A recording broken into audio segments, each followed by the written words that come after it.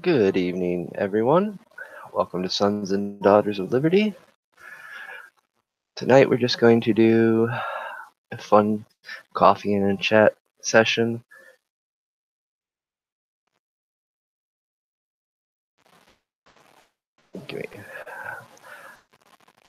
Talk about the weather, fires, sinkholes.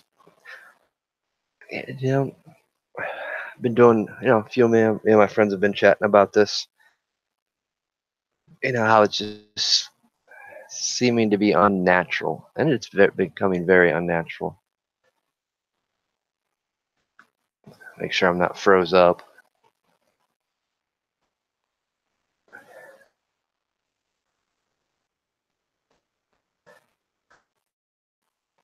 I know many people have their own theories about it. I have a few of my own because it is unnatural. I mean, this is August 1st. You know, we're already pretty much halfway through summer, but it's not fall yet. And that's the kind of the point I want to make out. It's like my friend in North Carolina. He took a few pictures of some leaves and stuff that have fell, and how the trees are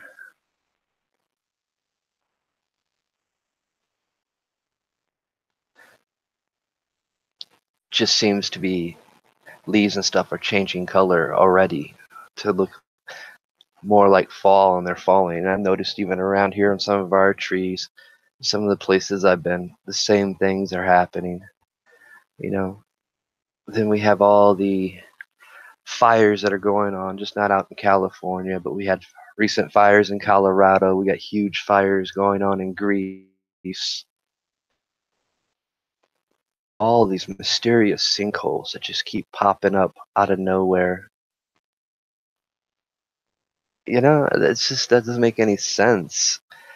Why is all this change and stuff's happening? I mean, thus far we've had a moderately quiet hurricane season. Thus far, I mean, knock on wood. But it is interesting to see. I mean, I think I've seen more sinkholes than I have in my whole lifetime happen just recently in the past couple years. And, nobody's really talking about why. I mean, we've seen what's happening over in Hawaii with the volcanoes and the earthquakes and swarms around Yellowstone and out in the Pacific Ocean where the tectonic plates are moving and shifting.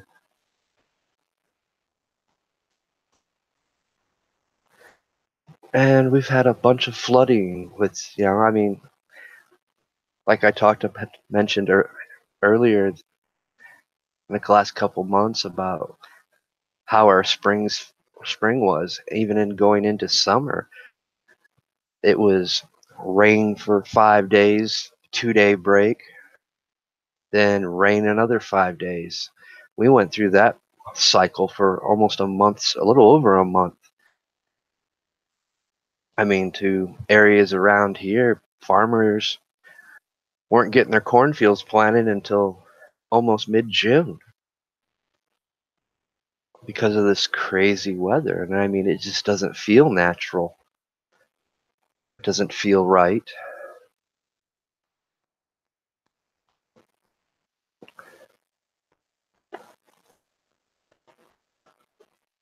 No, there's many theories going on about it. I mean, there was an article just last week. 500,000 lightning strikes. I mean, can you imagine that?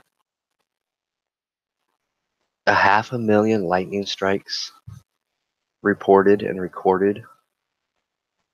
I mean, just last night up in Toledo, there was, I think it was more on the south side of Toledo, they were reporting tornado damage. I mean, this area around here, we don't see much tornadoes. Once in a blue moon. I mean, the most famous in this area was actually in southern Ohio and Dayton in the Xenia area. which they later coined Bloody Sunday. It was one of the worst tornadoes to sweep through here in Ohio. But I mean, as you can see, some of these images, especially when we're looking at these fire images that were out in California, it doesn't look natural. I mean, look at this tree right here in this background. It's completely untouched. And you'll see through some of these images, look at that, all that green, but yet this whole house gone, this car's been torched, but there's green all around it.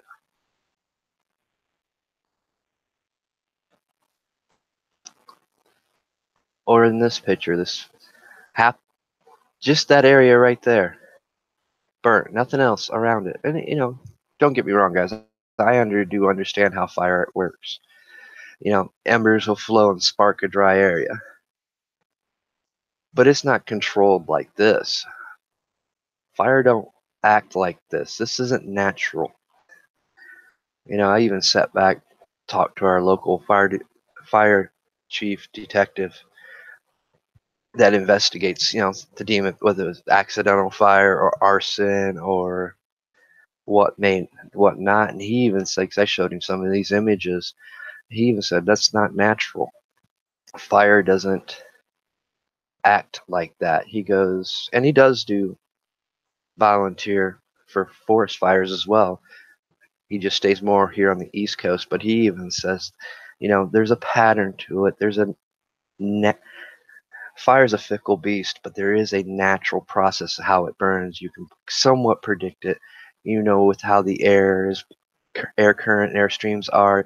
Where certain embers will be carried, and embers will stay ignited for a lot longer than most people think as it gets. So it can start fires and miles down the road, as long as it has the oxygen feeding that ember. And we've had some areas around here has had some really dry seasons. But this area on the East Coast, even in the Ohio area, we've had tons of rain. I mean, to the point even in North Carolina, they were dealing with mudslides. We've had some major flooding. I mean, our rivers and creek beds were still well above their banks come mid-June, even when after the breaks we had from the rain. They never had a chance to recede.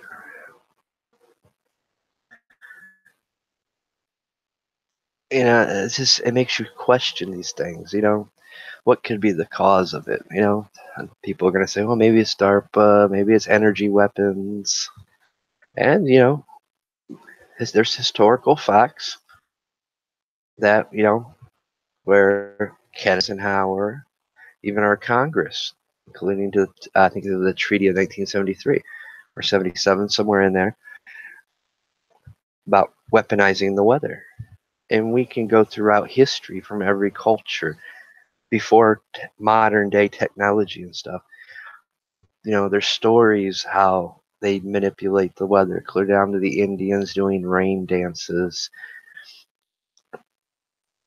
to even more recent times, in China, the Olympics, how they fired off cannons into the sky to cause the rain to clear up the pollution in the air. These things are well known.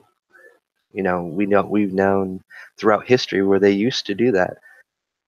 Fire cannonballs, we used to manipulate the weather. Cloud seeding. They've been cloud seedings since a beginning of aviation. And before that, they would use cannons to fire their mixtures into the sky to cause rain or to deplete or to make rain stop.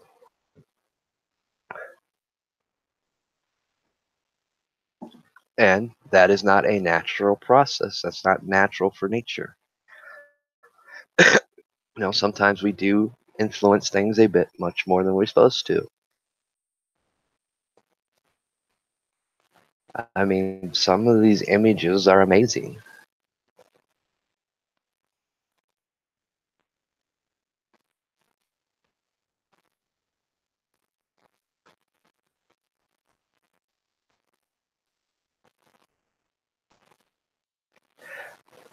Even around my area, I've seen, well, just up the road, farmers had surveyors out in his field because part of his field's been slowly over the last couple of years sinking in.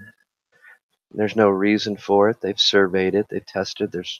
They can't understand why it's sinking in. And you know, I've put out this question out there to farmers. Well, a lot of you guys are adding the irrigation stuff, putting in those plastic irrigation pipes, those yellow pipes. And I see a lot of these farmers doing it, and I'm starting to see more and more these farmlands that never used to flood. I don't care how much rain we got. This year, we've seen flooding in places we've never seen it flood. Could that be some of the reason behind it? I don't know. They don't know. It's a good question to ask because, we're changing stuff. We're going deeper into the ground to lay the irrigation lines. And by doing that, you know, we're disturbing the earth. So, because they got to go deep, fairly deep, so it's not being dug up or pulled up by their plows and discs. So it is a question that needs to be asked.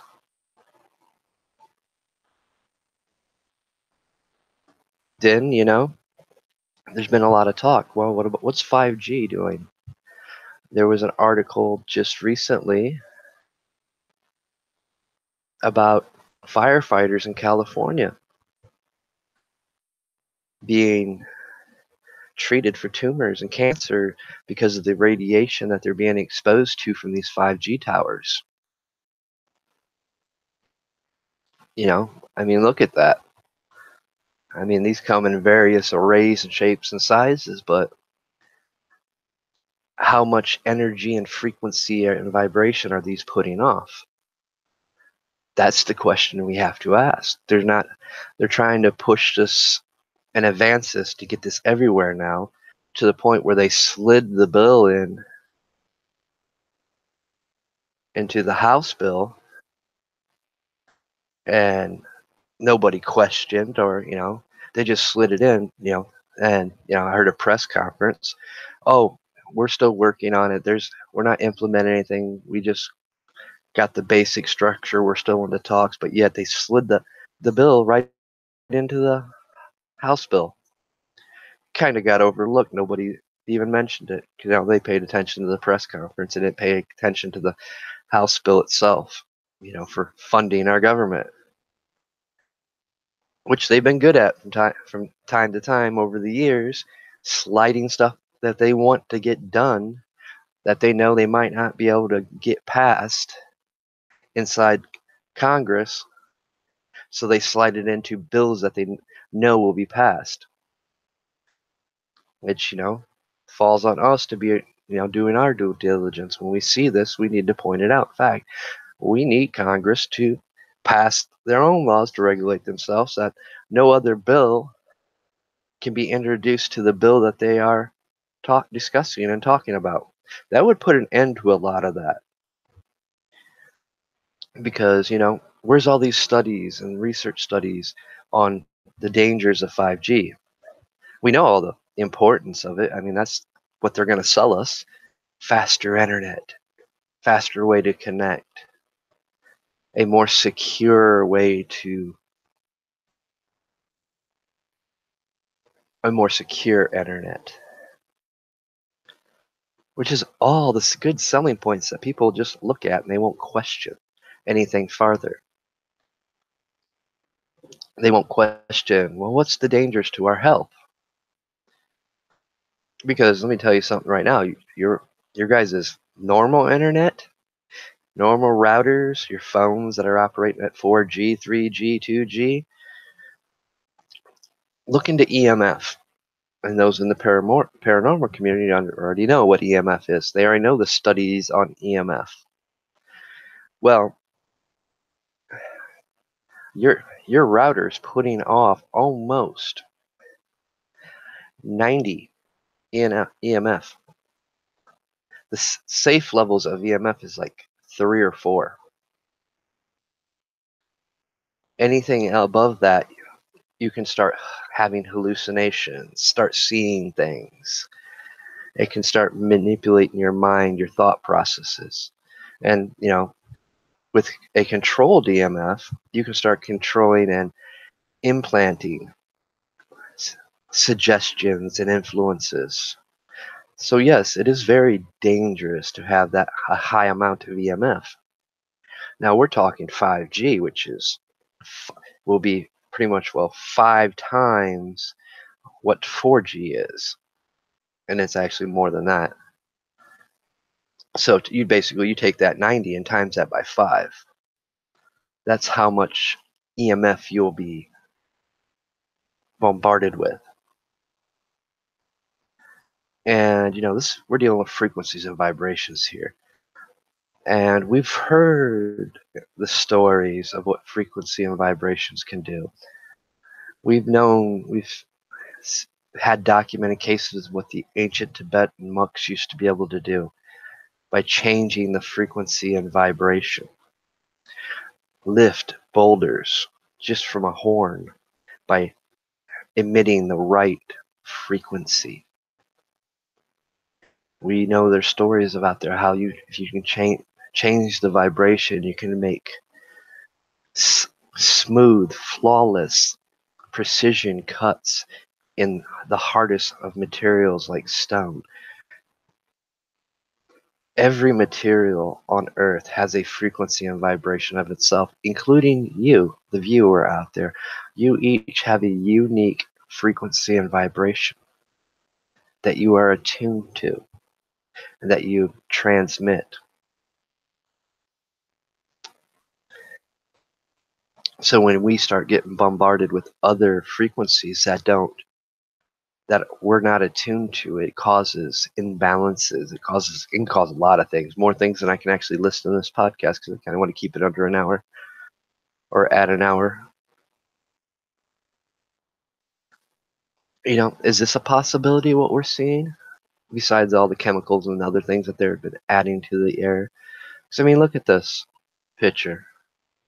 This whole area, but yet across the street, not even touched.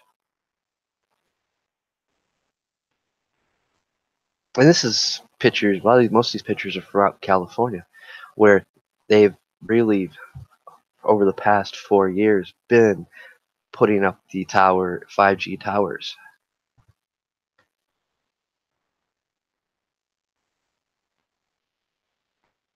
When we start changing the frequencies and vibrations, we also affect the weather with it.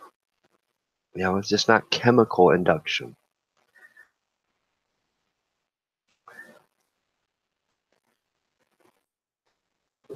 What happens when we start throwing off the natural harmony?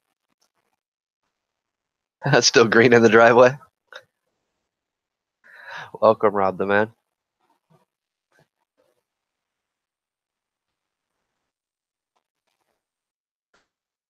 We know of direct energy weapons. They had those things clear back in the 50s and 60s. They were playing around with laser technology. And they were playing around with other technologies, sound emitters. How tapping in the right sound frequency, how they could affect a person.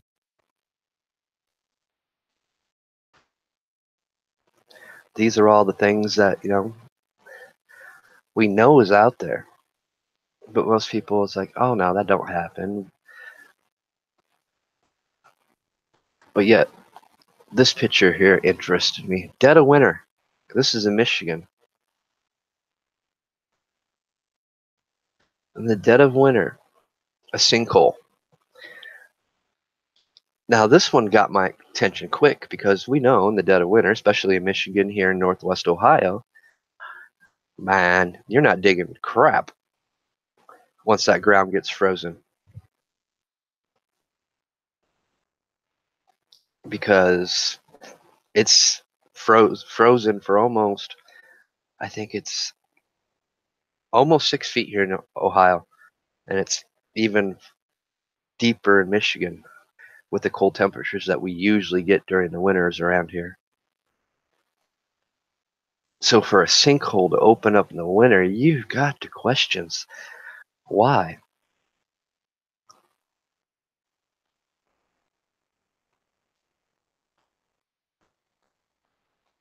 Yeah, we had last 2 days we've had rain here. We seem to be back on that kind of that one cycle again where it'll rain for 3 or 4 days and we get a couple days break and back to rain.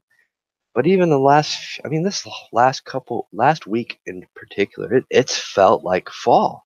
It does not feel like summer. I mean, yesterday, you know, I sleep upstairs and none of the AC comes up here. All the hot air comes up here. So my room's like a sauna almost all summer long. And I was looking for a long sleeve shirt yesterday because it was that chilly. Then I went downstairs and the central air wasn't even on. It was turned off because it was that cool out. For that this time of the year, yeah, not really. I mean, yeah, late August and early beginning of September is that's usually when our temperatures are in the 50s and 60s, real cool nights. But not ever July and the first day of August. I mean, like I said, I mean, I know Rob the man, he sent me some pictures of the leaves in his area up in North Carolina, the mountains, and he lives in a rare area where it's more of a tropical area. I mean, I've lived there with him. You go out in the dead of winter, you go out in the dead of winter in your shorts. Now, granted, you go further up the mountain, you're not going to do that because once you cross a certain point, then you feel that what you would consider normal mountain winter.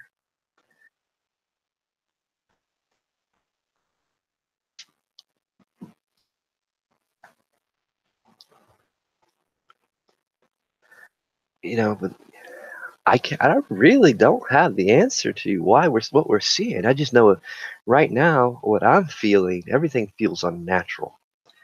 Even the very energy about it feels unnatural.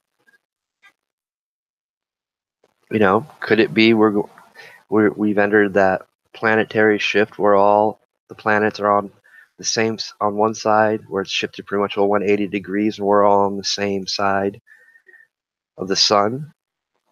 Could be a possibility. We know how that on frequency and vibrations as well. We know how it affects on our gravitational pulls and stuff, so that's a possibility.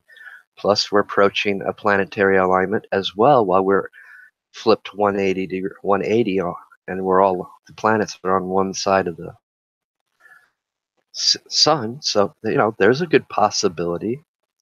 That could be a possibility why we're seeing all these shifts in the earth, sinkholes, earthquakes, crazy weather. Then when you combine that with man-made interference, spraying the skies, introducing 5G in a bigger spectrum, we start getting a bigger effect on the environment around us. And just not the environment, on people as well. Because like I said, we all transmit our own frequency and vibration.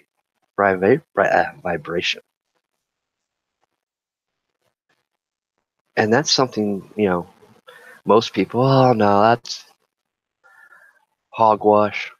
That's more esoteric. It's actually scientifically proven fact.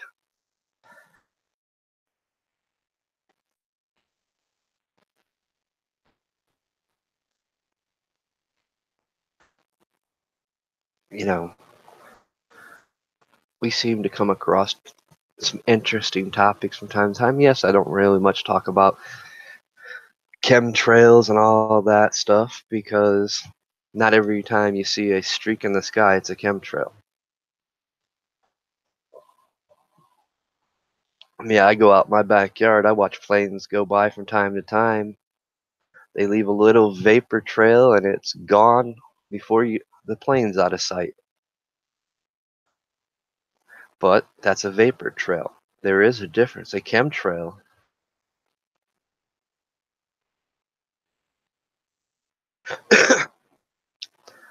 chemtrails actually do not evaporate. They just stay and linger. So, there is some truth to the chemtrail theory, but not everything you see is a chemtrail. I think it gets blown a little bit too out of proportion from time to time.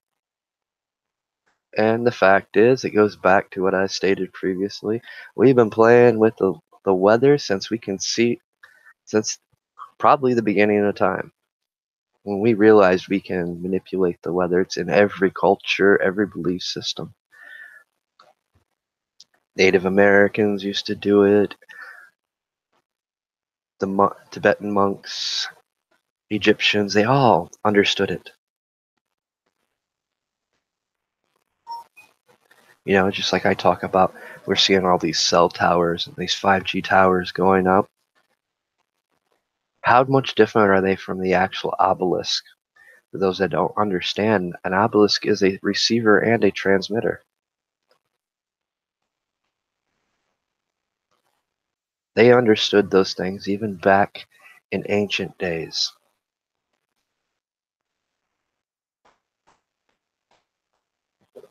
Yes, Rob the Man is quite right. It could be those puckheads playing with the weather. You almost got me to drop the F-bomb, didn't you?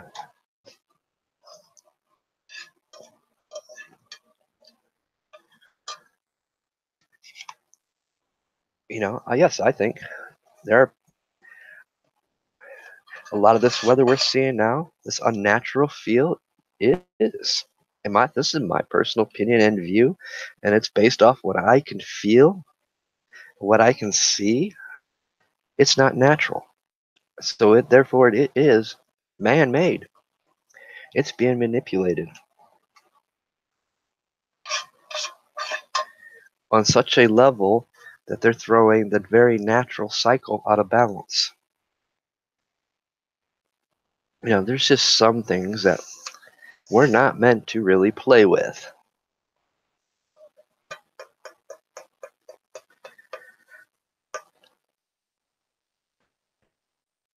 Even though it might be very easy to play with.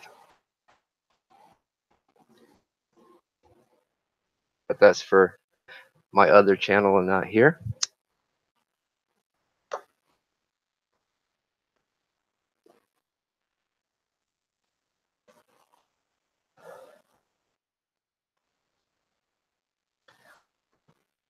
I mean, I love this picture. Why do I love this picture? Because I don't only see the car that's melted, and aluminum melts at 1,120 degrees, and that's on the Kelvin scale.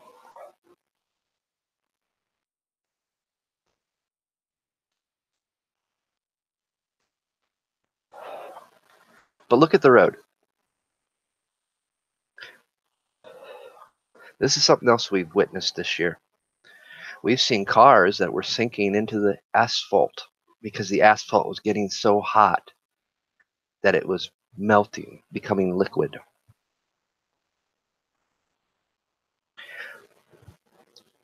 Look at this car. Look at the asphalt. Yes, we can see cracks, but we see a pattern here. We see a circular pattern around the car. We see it darker off to the area, lighter as it gets to the car. So we see the burn pattern. But look how dry that grass is in the background compared to, you can tell where there's a little bit more greener.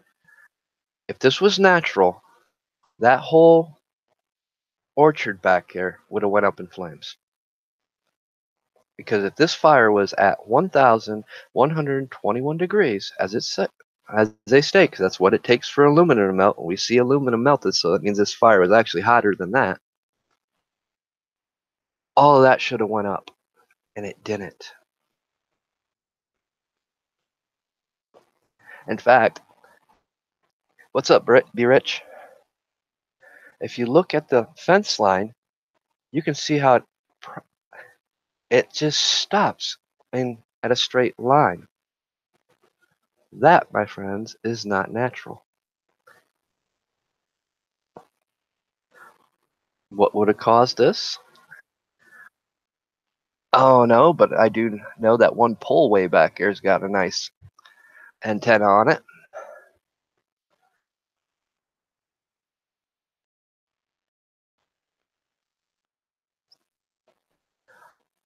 And these are the things that, it was just a car fire. Well, this image I actually showed to the fire detective, and he even said the same thing. In his book, he would have called that arson.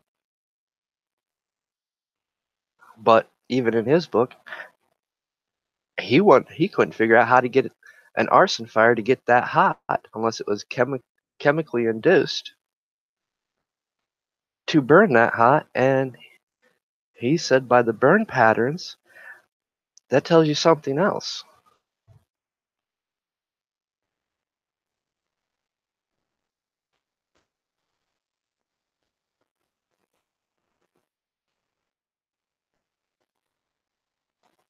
But yet, to most people, that's just because of all the forest fires in Cali. Well, that was a forest fire, Cali, which this is in Cali, by the way, this image. That whole flames. And we can tell. You can see the smoke in the background. That is smoke. That's not fog or smog.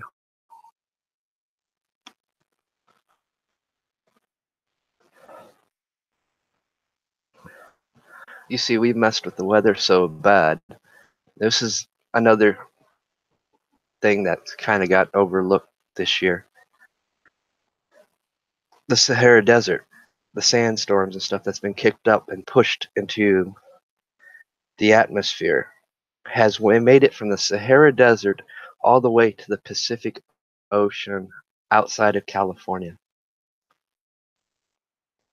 That's also the reason why a lot of the hurricanes haven't been able to gain strength in the Gulf of Mexico and in the Caribbeans and stuff. Which that's what they're saying is the reason why these hurricanes are stalling out and not showing the strength that they had. But yet, that much debris in the atmosphere. Well, we know what happens when we get ash and stuff like that in the atmosphere. It blocks out the sun, cools things down. We've got how many volcanoes, I think, that have been erupting or have erupted? I think we're up to like 6 this year, with, Hawaii still acting out. Hey, Be Rich, would you like to come on here? I think you'd have some interesting points to make on here. Do you like keeping this open for people that would actually like to join?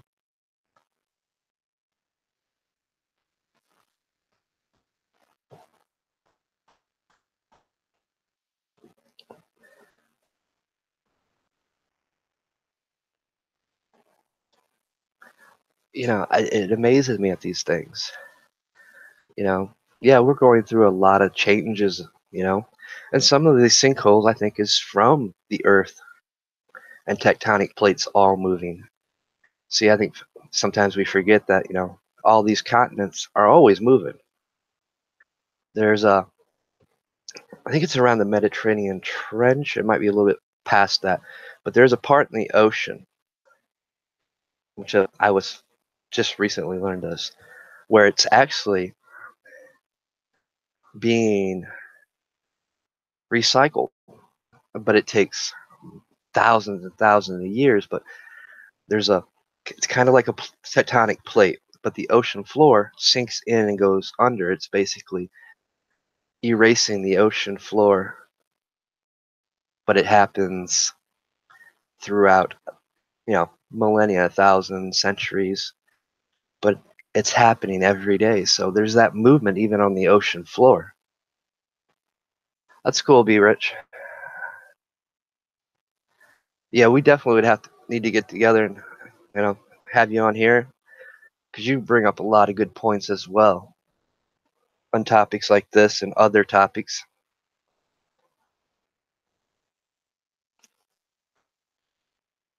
Plus, I know you're in the middle of a move and stuff, so. But it is interesting. Like I said, I don't talk about the weather stuff much. Here's another image of that car. It's just weird. And we can see this black and back here on the berm and towards the ditch area. We can see the straight line going all the way back to the trees here. But yet the trees are unaffected.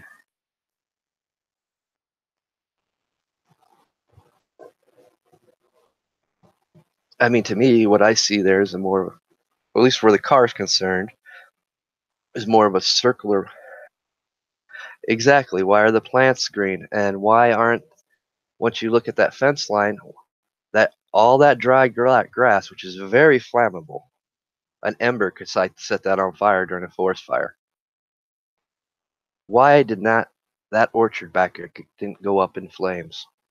Why did it stop exactly at that fence line? I mean, look at the power lines, how low they are. I mean, that's a lot of energy being thrown around just in that area in itself. And from what most people don't know, yes, even the electrical lines and poles throw off a type of EMF energy. It's why your EMF meters need to be calibrated around.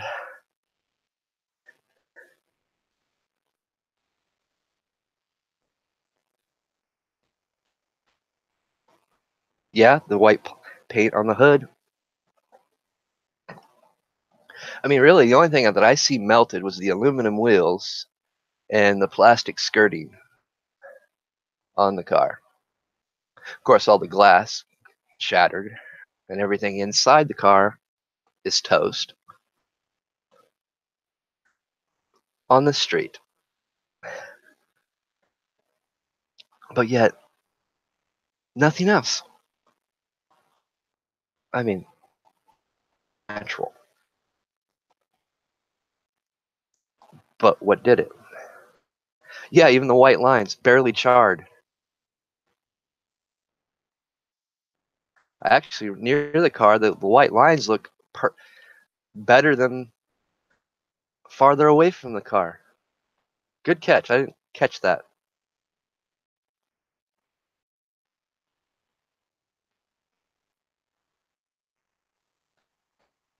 I mean, the only thing I can think of like this is more of an energy type based weapon.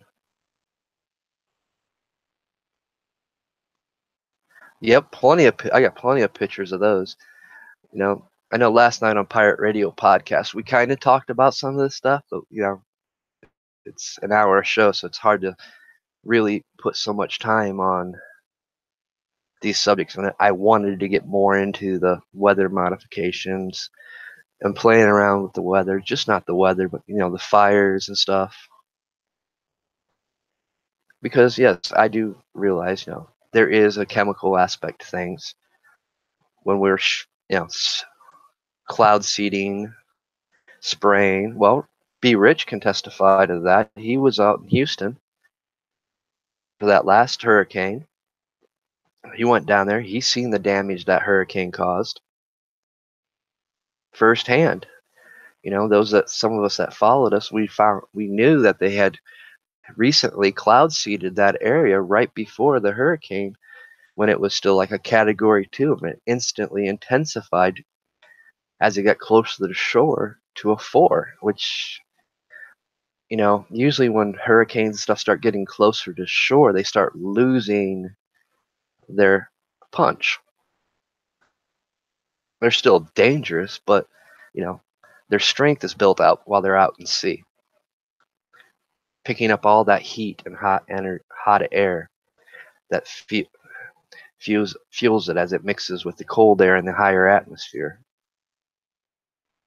You know, See, we're dealing, even with talking about hot and cold air, we're dealing with a vibrational harmonic frequency as well as a vibration, because now it's changing its vibration. It's gaining energy. It's like taking your hand and rubbing it across the wall and going touching somebody. So the faster you rub on something that's constricting in the opposite direction, you start causing an electrical charge or then a discharge when you touch someone. And yes, we can actually have effects on the very atmosphere, the very wildlife, plants in our own area by manipulating the energy, changing the frequency. Because when we change the frequency, we change all the properties of it. We increase the vibration, therefore we increase the energy that's being dispatched from it.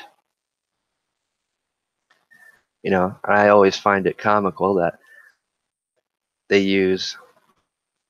say 5G, and most people don't get what the G is. Well, the G is the musical note on the on the scale. You too, be rich, be safe out there.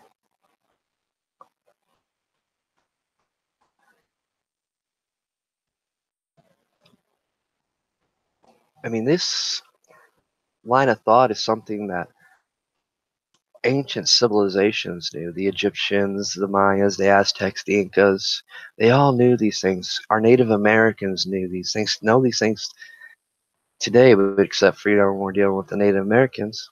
I mean, we're talking about almost a lost culture there because their genealogy has been almost eradicated over the last 100 years. You know, those are they've intermarried throughout the world, and as they do that, they're slowly losing that Native American side. They're stuck to Native American tribal land, and most of them have left. I mean, we're watching it here in the United States. We're watching a dying culture that will soon be lost to our culture, and with it will be their knowledge, their teachings. Thank you for the share, Be Rich.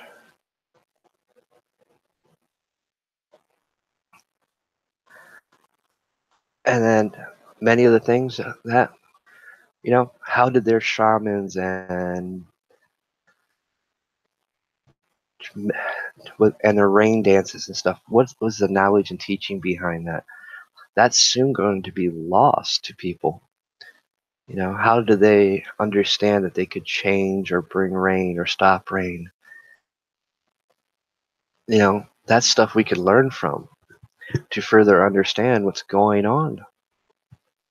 The fact that, why do they want to control weathering? And actually, I think Jaffe Ryder hit the nose on the head last night, and we kind of just let it go at that. But if I can control where it rains and when it rains, now I can control the investment, the shares, the stock market in the agricultural area. So I can cause a supply or a demand, or the lack of supply to meet the demand by manipulating the weather.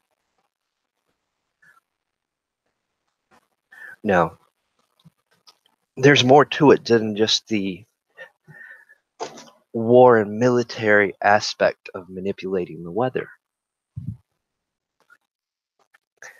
They talk about weaponizing weather. Well, why do we want to weaponize weather?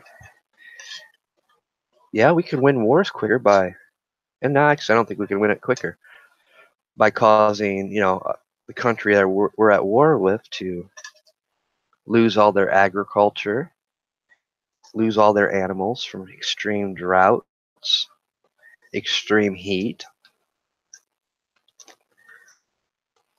Because, sometimes we forget we're not the only living organism on the planet. Animals are affected by this changes and rapid changing and weather as well. So you could affect the very farmers that are producing just not our agriculture, but our meats, our milk, our dairy products.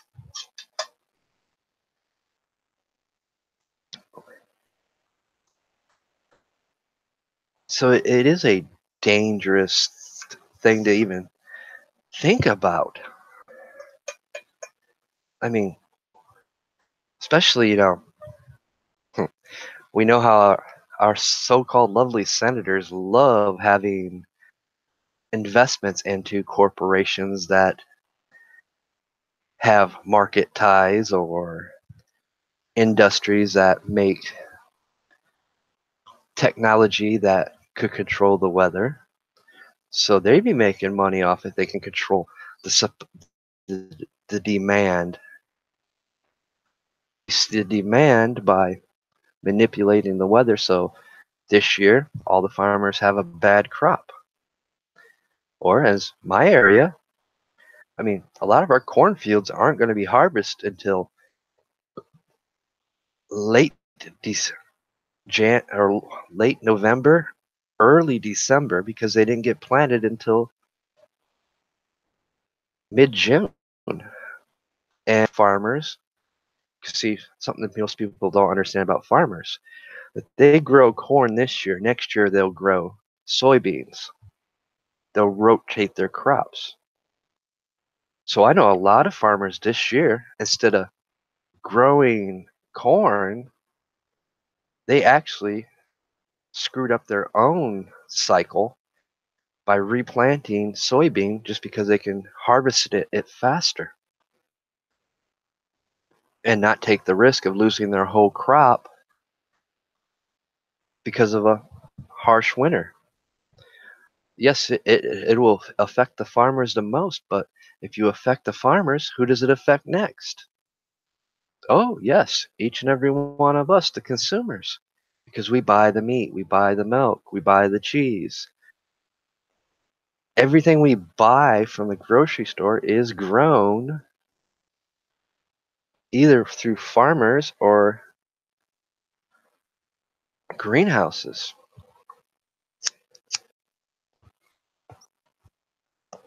Not all greenhouses rely on wells for water. Some of them rely on streams. Some of them rely on storage tanks collecting the rain. There's so many aspects that if you could control the weather, you really can control the very agriculture, what can be grown when and where. You can control the agriculture's market, causing prices to skyrocket, which when prices skyrocket, we end up paying more. And I think that's an area when we talk about weaponizing the weather, I think that's an area we miss talking about.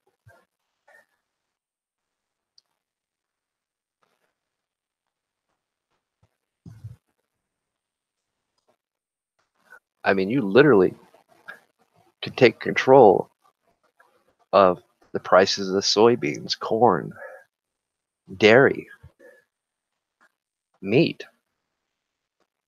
You can cause it to go up or down. When farmers have a bad year, a lot of them end up having to go borrow from banks because they didn't make what they planted, didn't produce nothing, or they took a loss. So therefore, to make it through the winter to the next seed growing season, they'll have to borrow because I mean the maintenance that's required, the fuel, buying the next year's crop, storing your grains, none of that's cheap. There's a price to be paid. A farmer pays a lot of price, and a farmer usually is in debt most of their lives, especially huge farmers. And they have good years to where they pay off their debts, they're doing good. But if you can affect the way a farmer lives by controlling the weather, that is a very dangerous game.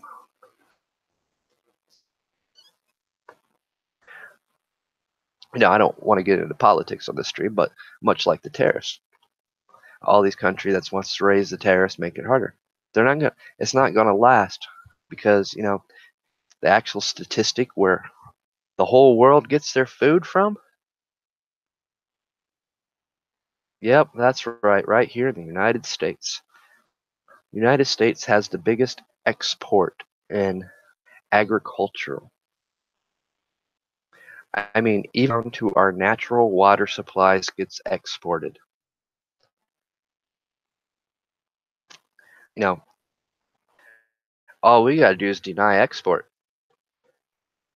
and countries like Africa, China would starve out.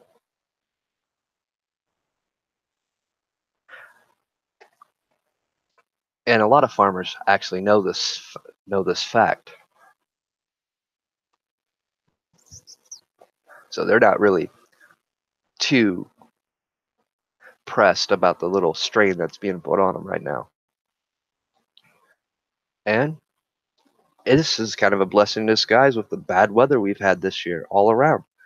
The crazy weather, because now a lot of their crops ain't going to be available to later in the year. They're not going to be harvesting in late August, October. They'll be harvesting in late November, early December. Now they take a risk. If we have bad cold weather, snowstorms come in early, then yes, they could lose their crop.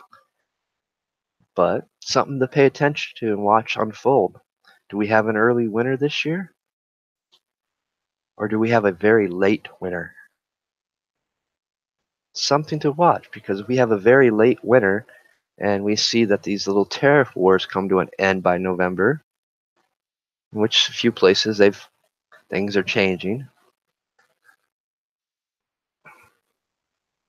then it adds a little bit more credibility to them controlling the weather. Something to think about.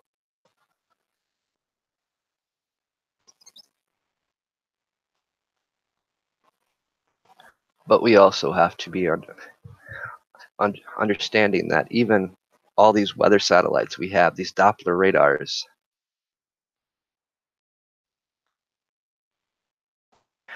they also affect the weather. They also affect the natural environment. They affect the people, because once more, you're introducing different type of frequency and vibration and energy into the air.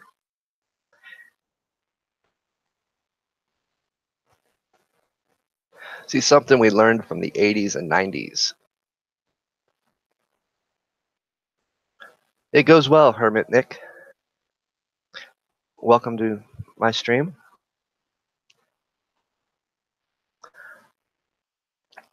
We learned something valuable in the 80s and 90s about atmosphere and how it works. Back when they were talking about the ozone layer, which we don't hear nothing about, holes in the ozone and stuff because of the aerosol cans, this and that. But most people forgot about recent, during the 80s and 90s, some recent volcano activity that was the real cause and culprit of the acid rains and stuff we were having.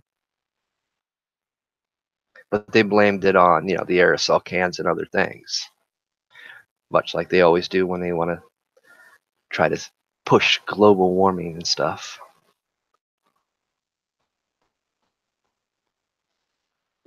But there's another topic. If you can control the weather, well, then we do have global warming or global cooling. Just the aspect that's not natural of it.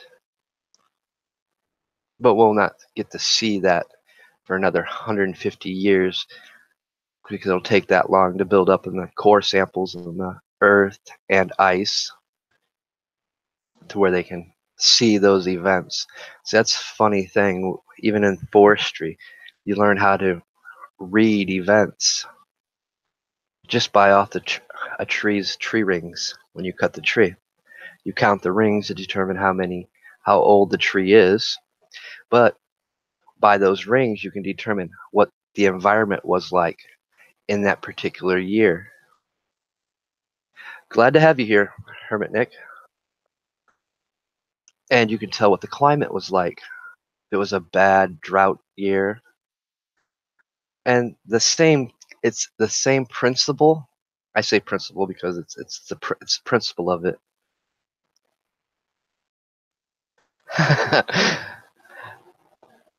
Yeah, I don't think. Yeah, you're right, man. 80s, I forgot all the damn hairspray. Yep. Yeah, but that's what they wanted to blame it on.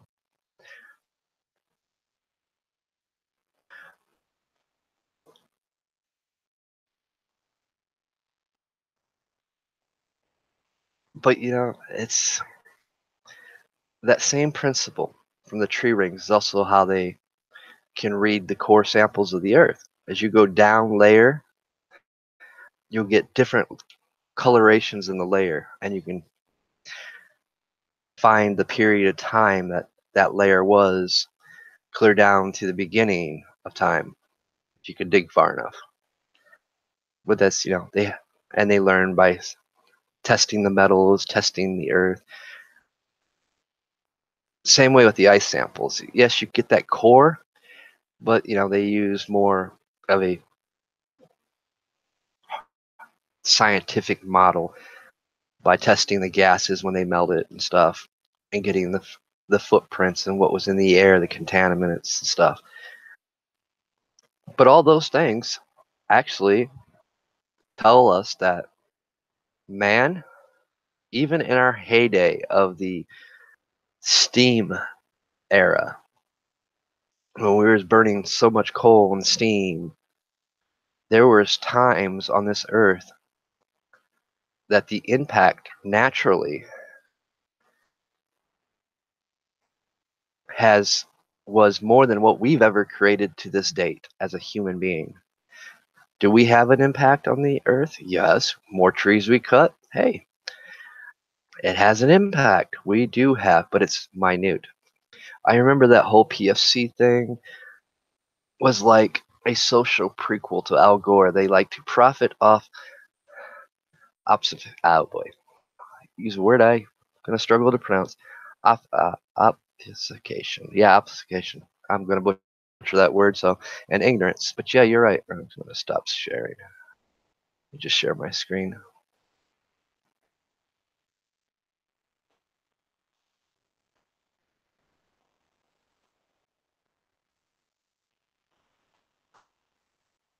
And they push that agenda. Why do they push that agenda? Well, we've seen they want to put taxes on carbon, taxes on emissions. They want to tax us because we're driving a car. I mean, how long before they get to the point they're going to tax us for our energy use off the internet because we're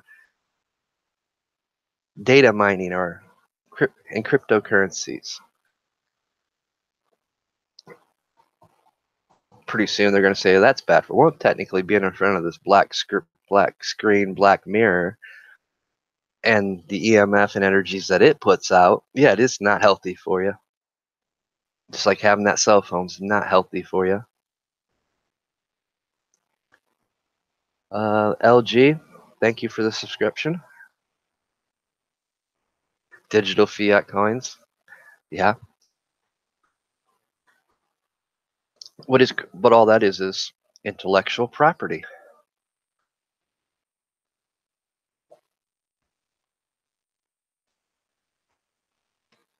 We're not going down that road because I go down that road. There's other aspects I would want to talk about.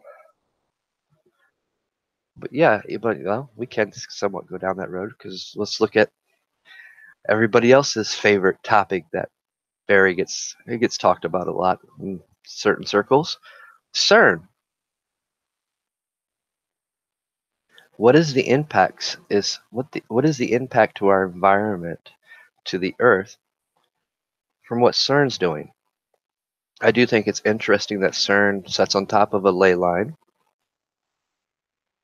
which is interesting because we found come to find that a lot of our pyramids, Stonehenge, they're all on major ley lines.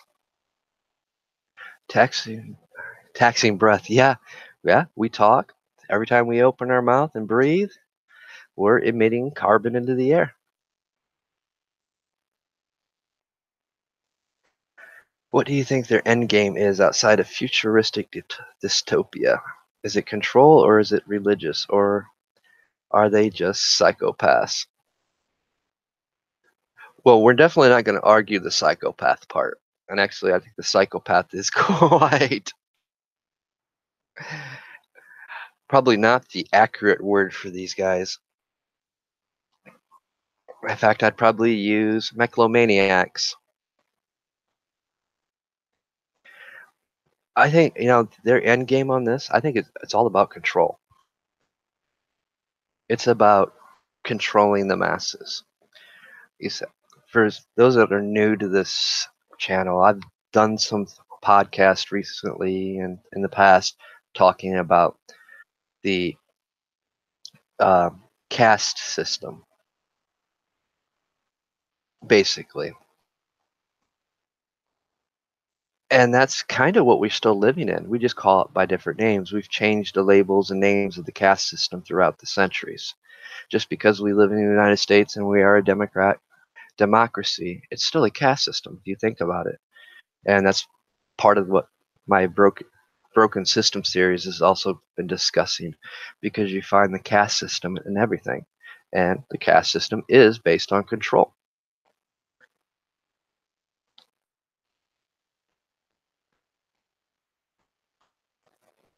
Right. And actually, that is going to be my next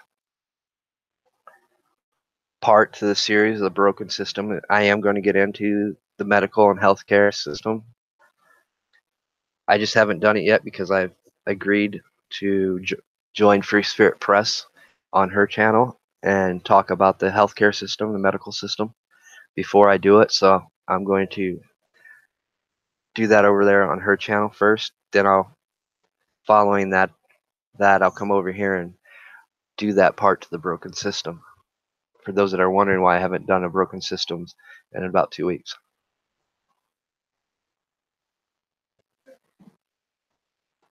But even that, I mean, technically, this is part of the broken system as well. When we're dealing with agencies like DARPA, CERN, and all the other colorful alphabets that they use to create these stupid think tanks that have no control, that nobody has control over. I mean, what have they done? What has DARPA done? No. Some of the byproduct of DARPA is the new Doppler radar system. And I'm sure if we look enough, some of the 5G technology has its origins in DARPA. But I'm sure if we look even harder, we will find that 5G technology isn't so new of a technology at all. We can go back to Tesla and some of the Tesla's concepts, because to this day, no one knows where his journals, manuscripts are. They came up missing. All his research work gone. And I know from just the stuff I know about Tesla, I know Tesla understood this very concept we're talking about with weather, fire, sinkholes, and all that. He understood the frequency and vibrations of things.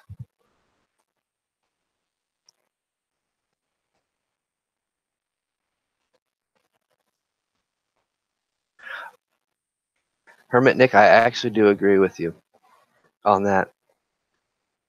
But it also goes back to some of the things I've talked about on this channel, that some of this tech has more of an occult aspect to it.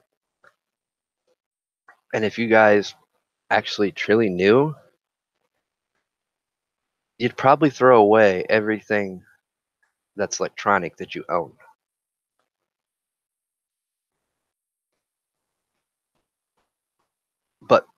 A lot of people don't like that being talked on this channel, and I save that for my other channel.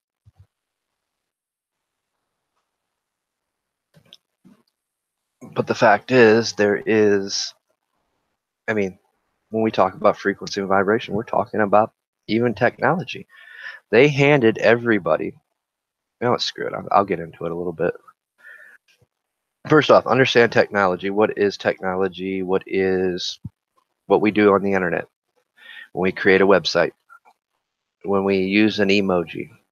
Well, first off, all coding it's actually quite simple. It's a magical alphabet. And, we've got tons of them. Almost every culture has their own form of alphabet. Almost every culture has their own symbols and sigils. Tech is magic, because the proper definition of magic is creation, to create, to bring into being. That's what magic is. When we perform magic or perform a ritual, we are creating. We're bringing something into manifestation. Yes, the magician. Or the fool. But what's happened is all that knowledge and information has been given to all of you, minus the teachings, lessons, and instruction manual. One of the key concepts to occultism is understanding how dangerous the uncontrolled thought is. Imagine what you can do with a controlled thought. That's powerful. But now imagine what happens when you let that uncontrolled thought become manifest. With no safeguards, no set in permissions, what it can do, what it can do, what it can't do, what it can transform into. So that uncontrolled thought now becomes manifest into a world that is full of chaos right now. It has no laws to govern it by. So it becomes a chaotic form. It evolves on its own. So what happens when you hand all this technology that has all this stuff put into it? It's basically handing you guys an uncontrolled thought. And what you guys are doing are teaching it, creating it, adding to it, taking away from it. I mean, all your emojis are sigils. They're meant to trigger. Yes, order out of chaos.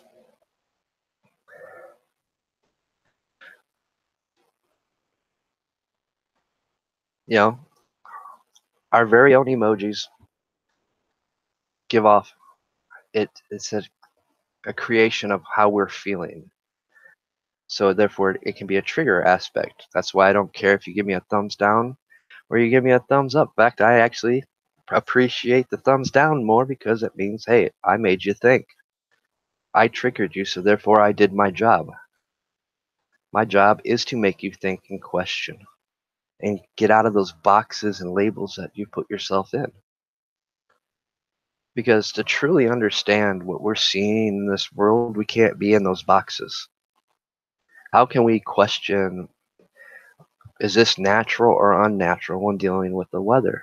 I know by what I feel from around me, from the energies and stuff, this feels wrong. This feels negative. It feels unnatural.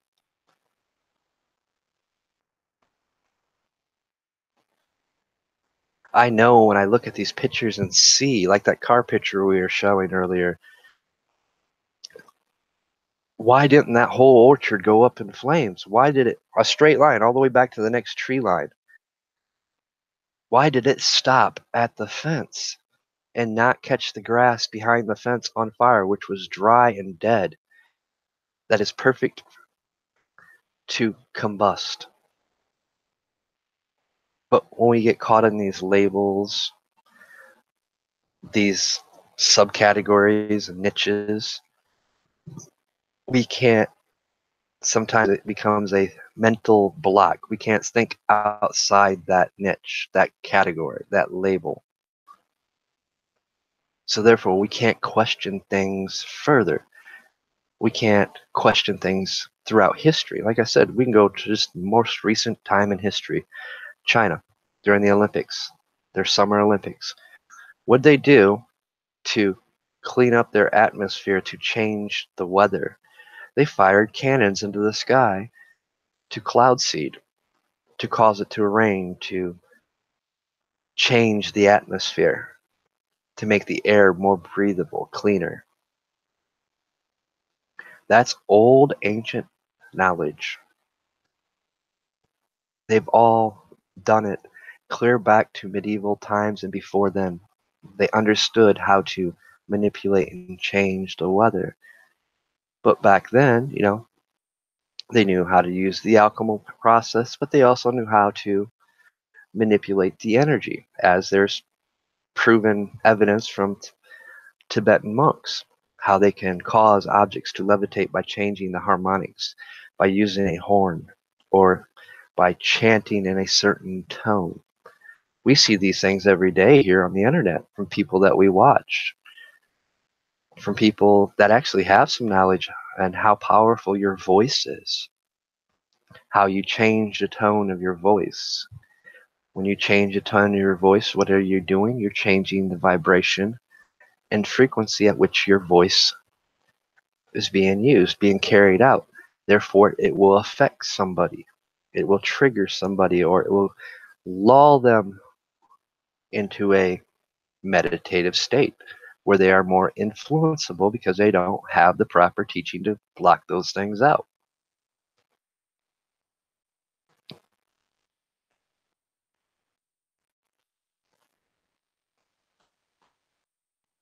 So yes, there's many things we see in this world that we can call it and point out many different things. Are any of the things I said right or wrong? I don't know. I know weather can be manipulated. I've seen it with my own eyes. I've talked to older Native Americans that practice being able to change and manipulate weather. Interesting concepts that they have. I've seen people stare at clouds, make clouds disappear and reappear just by mental. It's one of those things. Is it real?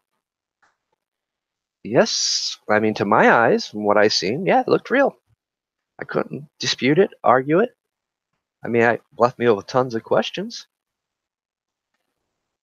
How they do that? Well, here, try it. Oh, okay. Yeah, not easy. But yeah. But is that, or is that just my imagination playing tricks on me? Ah,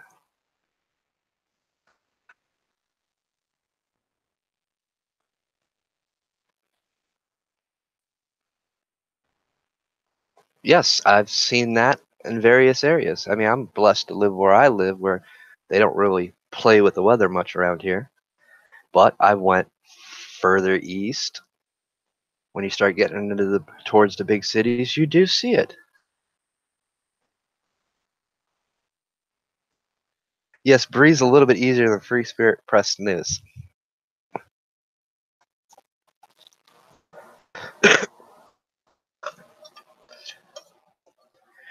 It comes back to it could be a combination of all these things. It could be the combination of man trying to play God. Some of it could be natural processes, which I think some of the sinkhole activity and stuff we're seeing is more from a natural process. But I have to question also what a lot of these farmers are doing by adding those irrigation conduits in, because I witnessed it over time with my own eyes just this year. Places that never had flooding in farms, the farmland, they had flooding this year. I've seen it rain worse than what it has this year. And these places never flooded, but a lot of these farms I've seen that they've put in the new irrigation systems. So therefore, they've kind of changed the integrity of the land underneath them.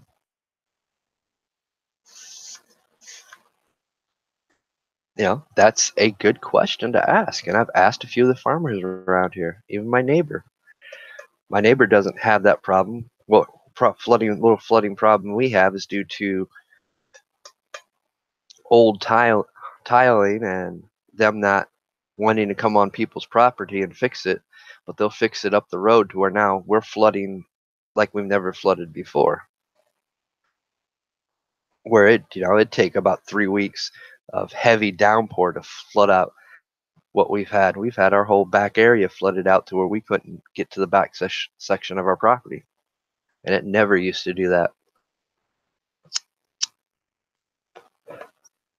But that was a man-made caused problem because they fixed some tiling up the road by the cemetery, and ever since they did that, we've got a bad flooding problem.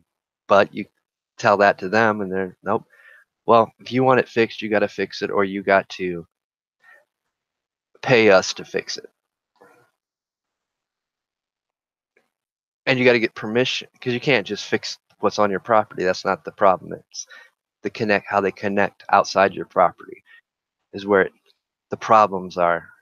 So fixing just the tile that goes through your property doesn't fix the problem. So that is man-made. I think a lot of this new irrigation system that these farmers are doing, they're bringing about more problems. But why are they doing this? Because they're told to. You know, especially here of late, oh, we need to protect the runoff from your chemicals and stuff that you use on your fields, which a lot of these farmers around here, they still practice, the manure method.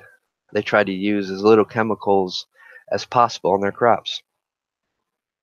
They don't believe in that.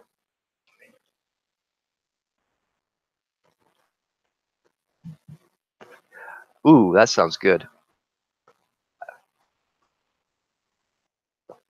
But, since we've had the algae problems on Lake Erie of recent, they're blaming it off on the farmers because the chemicals and stuff going into the rivers that go into the lake.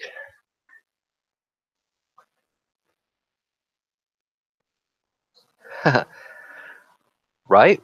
Well, how many people actually know about some of the executive orders that Obama placed? I mean, Rob, we know firsthand. We've watched people on their very own property, fishing on their property, be nailed. If you have a stream running through your property, you don't technically own the stream because of an executive order that Obama did. So if you do any work to that creek or stream, you could actually be charged and fined because all the waterways are now protected, even on your land, which therefore you no longer own that water that's on your land, even if it's from, as in Rob the Man's case, is actual from a natural fed spring.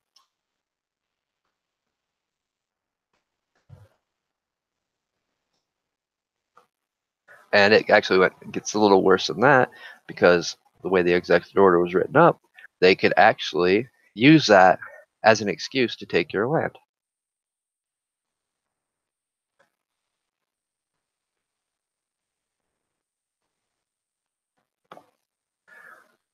You know, something that we do overlook when we talk about fires and stuff. I grew up, as many of you know, I've always lived out in the country. Only a few times have I lived in town or a city. I hate it. I love the country life. And we've seen a lot of changes out here. Usually it's because of laws and regulations that they force upon us.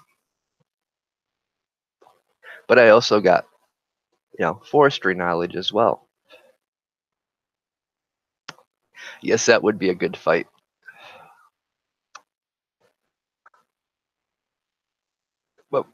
we'll keep that to private backroom talk.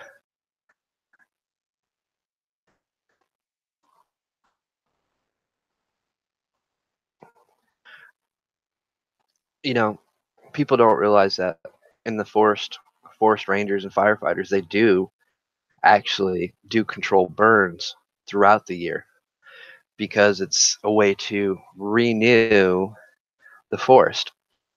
It clears out a lot of the garbage, but it also renews the forest on a controlled burn. So they do control burns in the forest to renew the forest, to keep it vibrant and fresh. They've been doing it for years. They've been doing it for more than years. They've been doing it since they realized that it is a way to renew the forest and keep the soil in the forest rich.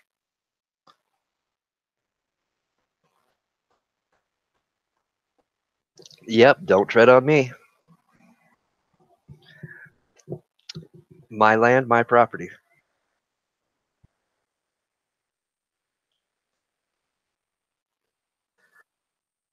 So yes, we do things, but we've seen how did these foresters, rangers, and firefighters learn about controlled burning? They learned from watching it happen naturally in nature because fires happen. They've seen how through the tree rings and stuff that actually it helps the forest. So from time to time, they will do controlled burns in sections of forest. It clears out stuff that's encroaching, that's strangling the forest out, and it actually richens the soil, which therefore feeds the nutrients of the new growth and the older trees. So, I mean, it's like I said, when we're talking about this weather debate thing and all this stuff, yep. And that's actually a lot, that happens a lot out there. Here where I live, we rely on a well.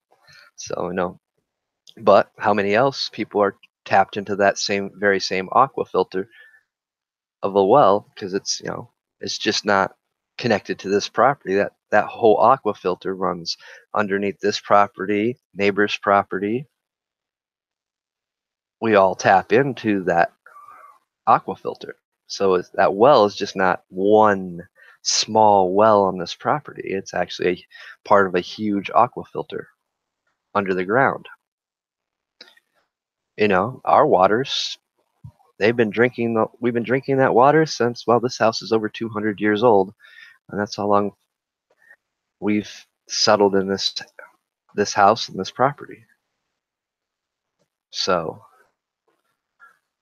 it's how many generations have been drinking the same water, and the water has been tested once a year. It's still perfectly safe to drink, full of nutrients, with almost zero pollutions. And I'm in the middle of farmland, which makes me question them getting so hard on the farmers about the runoffs into the rivers and stuff that go back into Lake Erie. They want to blame on the algae bloom. Well, yes, I granted we can say some farmers do use heavy chemicals, heavy pesticides, and there is scientific fact that some of those pesticides can contaminate the water.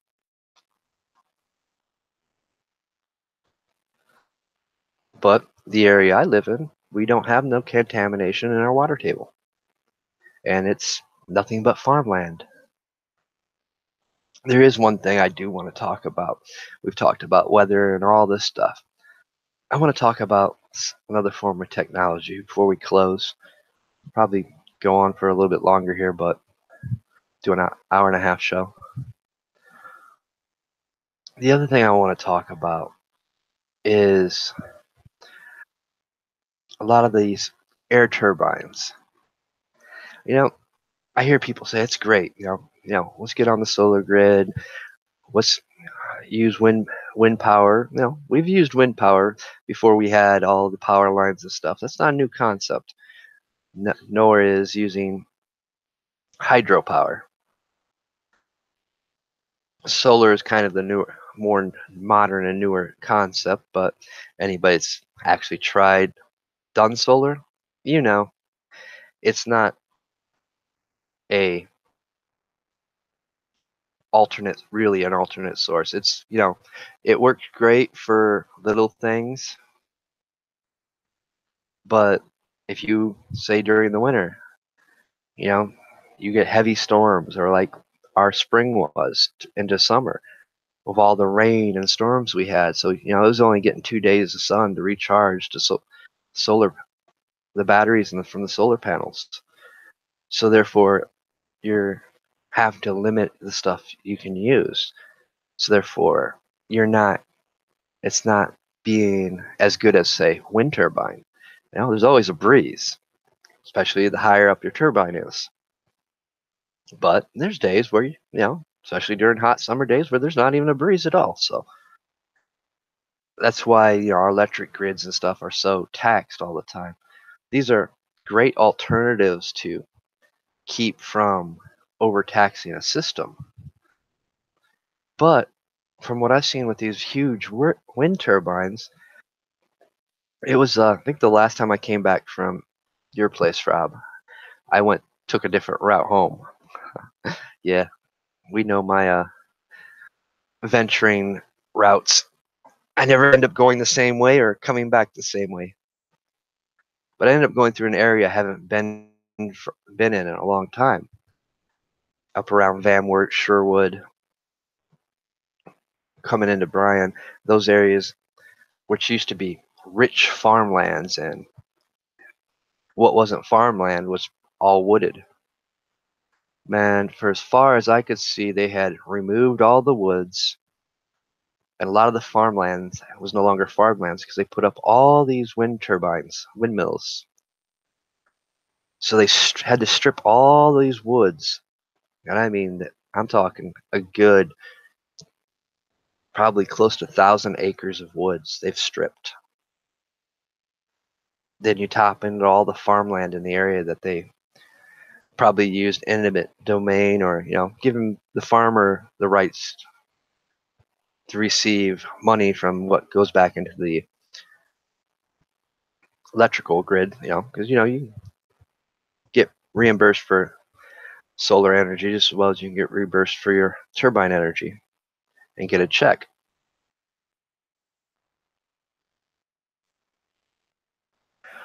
And what they had to do is, with all these turbines, they had to build in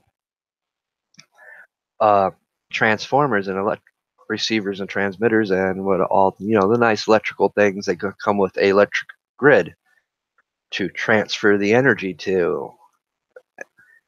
So they had to build these huge transformer grids, and for every 10 turbines, you'd see one of these things.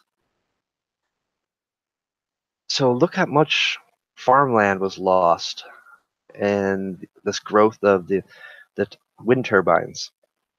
Look how much woods got cut down. And that's bothered me because, I mean, we see agriculture, we know how important it is. We know when you start losing farmlands, you start putting more of a demand on the supply because now you have less farmers bringing their stuff to market.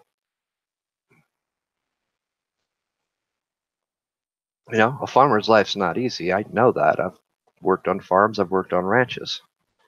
It's not an easy lifestyle. There's far better things and funner things to do than farm work because you're working from the time you get up before the sun comes up till about sunset every day. 365 days of the year, whether you're doing maintenance, mucking out a barn, tending to your fields, there's always something that needs to be done.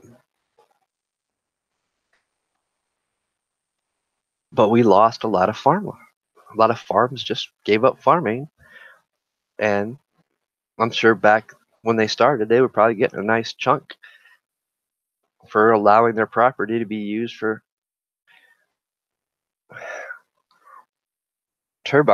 wind turbines, and energy farming.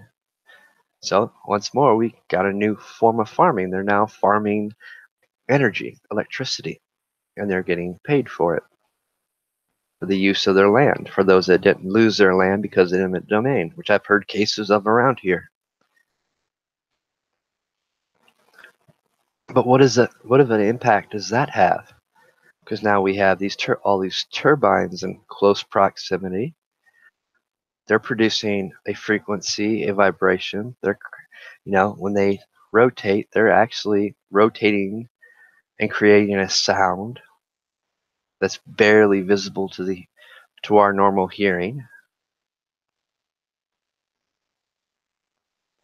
And it's interrupting the flows and currents of the air.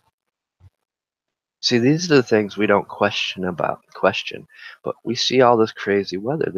There's many possibilities of what's going on. Whether it be, you know, our government trying to weaponize the weather, whether it be 5G running amok because they don't want to tell you what's really the dangers of it. Because if they told you the dangers of it, most of us would say, hell no. I don't want that nowhere near my property. I don't want that even 100 miles of my property. I mean, it's bad enough, like I said, how much what we do have puts out into frequency vibration in the form of EMF. It's well past dangerous levels to be bombarded. The closer you are to your router, the more EMF you are subjected to. I mean, your phone's putting out anywhere between 7 to 20 on the EMF scale. Your router, 90 and above. And that's at what it is now. Imagine what 5G is. And once more, I iterate what the G stands for. G is part of the musical note, musical scale. So therefore, you take that 90 and you times it by 5. And it's supposed to be under the G note or the G vibration, much like a tuning fork. Except for now, you're multiplying that either negatively or positively, which guess there's that duality there. We have a positive and a negative circuit. So for me, I'm more in my body is more in tune to lower frequencies, lower notes, which is reflected in the music I listen to. I like a lot of stuff done in drop D, a lot of bass percussion, more earth tone type sounds, where others they prefer a higher frequency. So we don't know what frequency 5G is emanating. Is it in the higher frequencies, the higher octaves, or is it, the octaves is the proper word here, or is it resonating on the lower octaves? And they all have an effect on the whole environment, the whole atmosphere. So when you start putting these towers up, I think the last I read on it, they said for every 3 houses there'd be a 5G receiver and transmitter.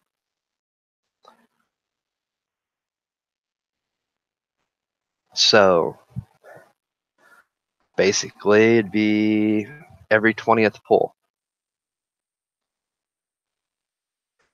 Yes, I have looked into somatics.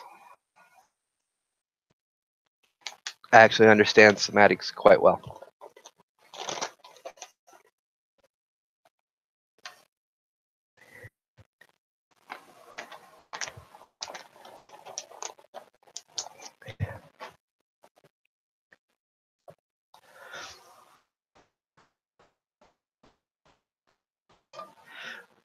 That's what I said. When we start talking about these things, how far are you willing to let your mind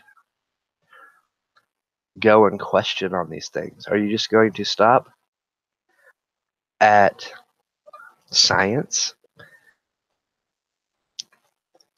because you realize there's more than science.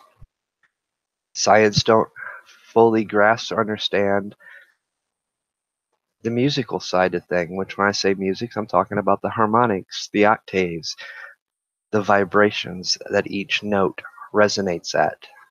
Like when you use a tuning fork to tune a piano or you use your tuner to tune your guitars, it picks up on that vibration. When you strum that string on the guitar, it's vibrating and it's causing the harmonic discharge that you hear. And how easy is it to manipulate a guitar? How easy to manipulate the sound that comes just from the guitar, and that's not using no pedals, just the natural sound from a guitar. As you turn your pegs to tighten your string or loosen your string, it changes the note. It changes the octave. That's what 5G. If you want to understand 5G, understand that part of it. Think of it as a music note and how music and sound is, because when you strike that chord, it vibrates. And that vibration is a combination of sound, but there's also energy. Because how tight you keep the string changes the tone, or how loose you keep the string. Yes, science is just catching up with magic. I mean, let's keep it real. What is science? Science is nothing more than magic anyway. We just changed the label of it to so it wouldn't be considered occult. It wouldn't be considered, oh, that's evil.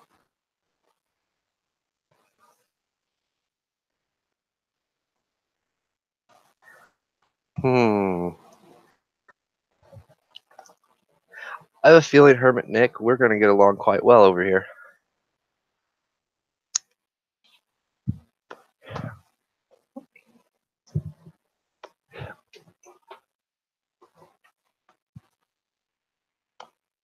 I mean, truthfully, if we want to understand what we're dealing with and not use the scientific term or science term, what we're dealing with is cyber magic, the unwritten paradigm of magic.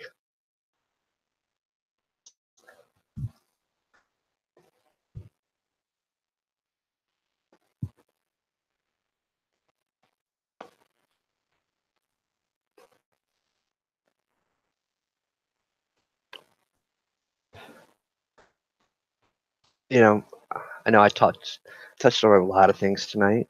Went down some areas I don't normally go down on this channel, but it's important to bring those things up as well, especially now that I am pretty much doing 3 different channels. As you know, I have KOTR, I have this one, which has pretty much been my focus for the last year, but I've also started working with Pirate Radio Podcast as a co-host, and that's right now is more of a learning step for me because I'm not used to a more professional production.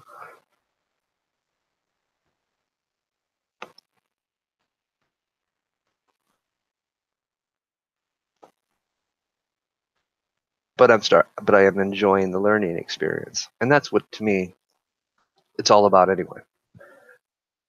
You know, I'm kind of blessed not having huge amount of followers here because it allows me to interact with the chat room more, and allows us to just learn things from each other. That's what it should be about: talking, communicating, bouncing ideas, theories, philosophies off each other, and learning from each other. I'm learning just as much from my audience as I hope you're learning from me. And we're not always going to agree. Sometimes we're going to disagree, and that's good. I like the little disagreements. Why? Because It provokes thought. It makes us question things. Well, why does he see it that way? Or why does she see it that way? What has she experienced that I haven't? What has he experienced that I haven't? And sometimes those little disagreements and debates that we get into lead to a new enlightenment. We come, we can actually learn. Yes, it is very receptive. Oh yeah, not even gonna try it. Tonight's not a good night for me to pronounce long words. Truthfully, I'm probably still half asleep. It's been one of those days. Reciprocal. Yeah, and I still didn't get it right. Yeah, I'm not even gonna try. What he's, what Hermit Nick said.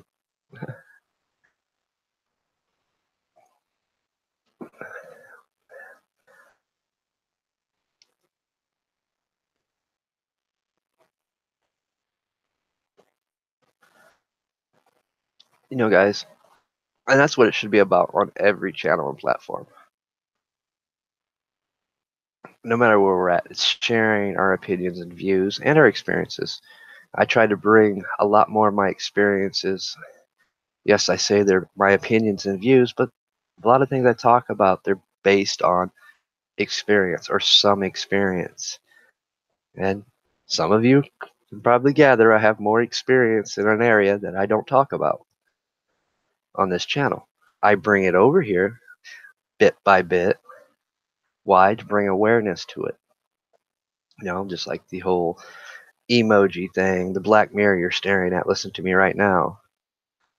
Why? If I bring awareness to it and just mention it, you become aware. So you start, not maybe consciously, but subconsciously start questioning things, and you start building a little bit of protection from some of the things that you're bombarded with every day that you don't even realize. You know, we should be able to walk outside our door and feel what's around us and know when something's not right or natural to where it is natural. I know when I step outside right now, what I'm feeling in the energy, in the air, is not natural. It's tainted. It feels negative to me. And there's something wrong when something in nature starts feeling negative and it doesn't feel natural. So, I mean, nature has all the things that we encompass in it. It is vengeful and wrathful at times. It's unpredictable. But we feel that as natural. When we get a natural storm that causes damage, we know that was natural. But we also know when that storm just doesn't feel right. There's something about it that's not natural. And that's been programmed out of us. You know, we've been shut down to and told we can't go off of what we feel. So we become so numb to things that we don't feel even the natural flow of things.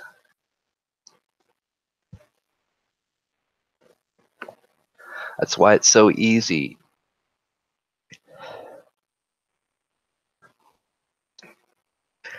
LG, I mean, I don't like talking about that subject, but yeah, we all know it. And it's not going to be like past wars.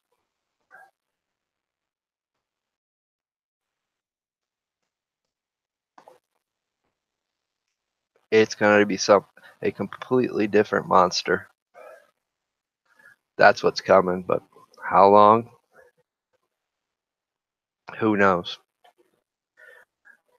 But it's safe to say it's going to be in most of our lifetimes.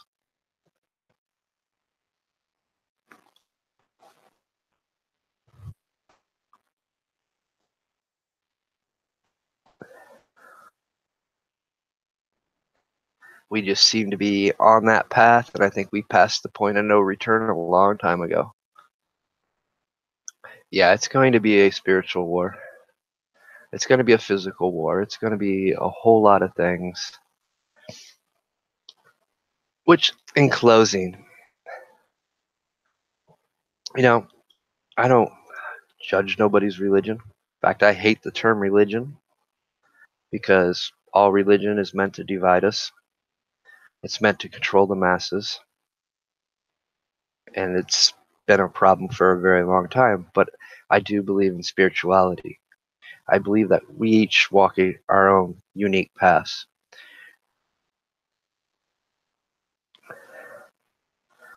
You know, I'll quote from the Bible, I'll quote from other sources, because to me, all these so called religions, now that you understand when I say so called, I'm referring to the dogma aspect of it, the control aspect of it, not the actual real teachings that are there in the scripture.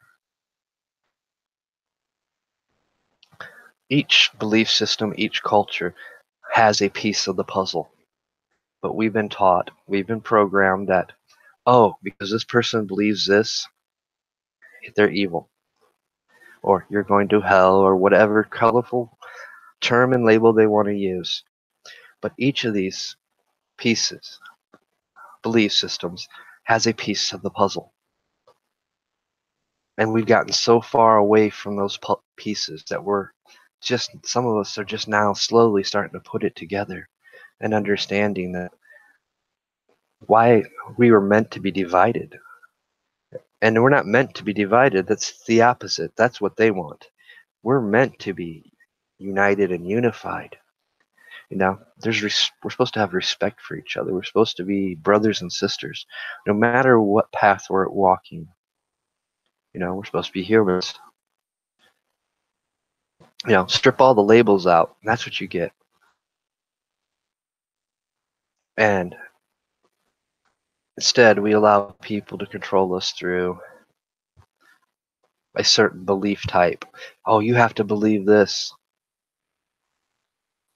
And we start losing our yes, or like the very frequencies and vibrations that flow through us. Every known and unknown energy, frequency, and vibration is a part of us. Clear into the cosmos. We're all connected, but yet we're so divided. We've lost that connection with each other, either through self walls that we've put up or programmed walls.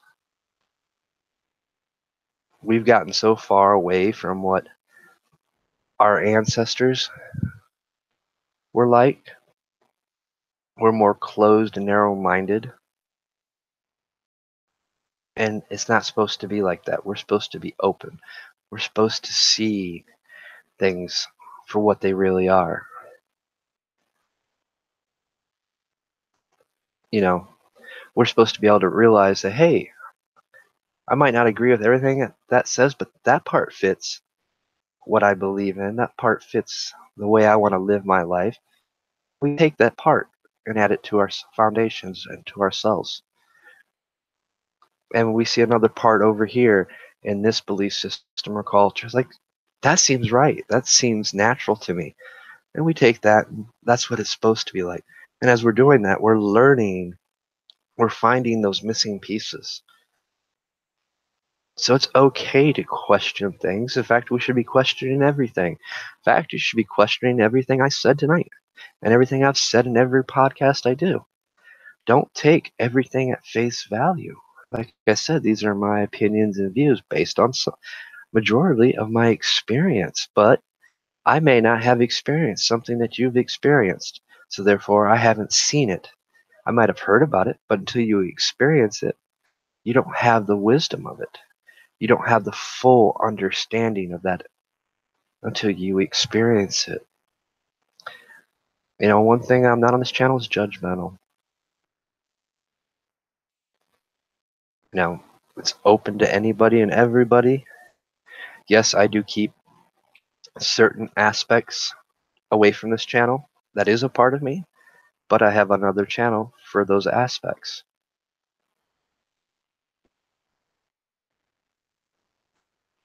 Because some people don't want to hear about it. Just like over on that channel, they don't want to hear about all the politics, news, and stuff, even though that stuff's just as important.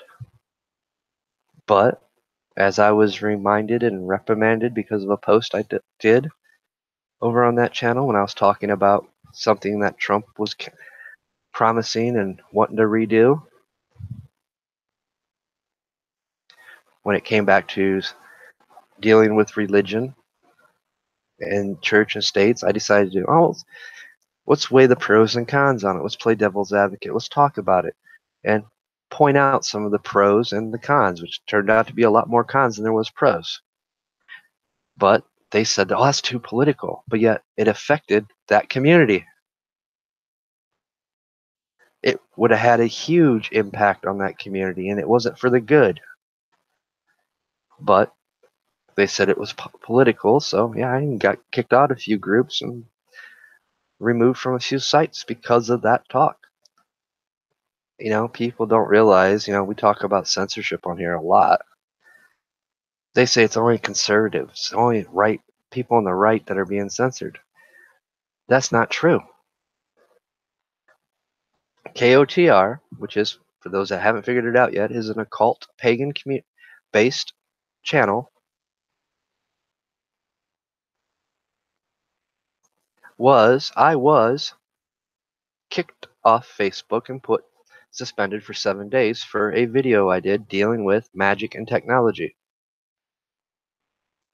Then I got a 30-day suspension from Facebook for talking about black mirrors.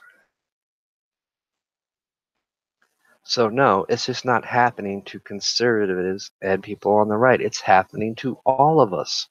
Anybody that's sharing an opinion and a view that goes against the status quo. Anybody that's out there trying to enlighten people with knowledge, wisdom, ends up finding themselves being censored. But yet we're only, all we hear about are, it's conservatives on Twitter that's being censored.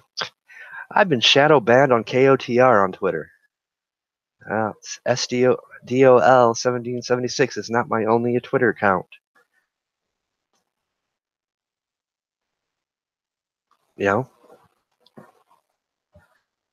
But yet I don't happen to that group. It's time that we wake up, quit judging, and understand that it's happening to everyone. And start asking why. Why are they only pushing this narrative? Well, they're pushing this narrative that it's only happening to conservatives to keep everybody in the dark. The fact is it's happening to everybody in every walk of life and every belief system. And I will refer you to those that don't quite understand what's going on. Refer you to the video that I've done talking about the caste system. The first video I ever done on that is, do we still live in a caste system? Did that last year. Then if you go to the Broken Systems series that I've started this year, it'll be the very first video in the Broken Systems series where I talk about the caste system once more. We're still living in a caste system, a structure that's based in control, where we put people in power above all of us, clear down to our celebrities, and you'll see it in every form and system, organization, group out there. Where even in the churches, you have your pastor, your deacons, and whatever else goes, been so long. Every group still practices that caste system that's meant to control the people. On that note, I hope you guys enjoyed. Thank you to the new subscribers and followers. Thank you, Be Rich, for the share.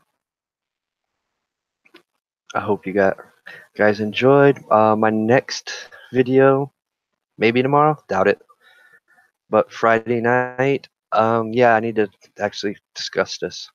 Friday night, I might be going live here on Sons and Daughters of Liberty with a special guest. Might.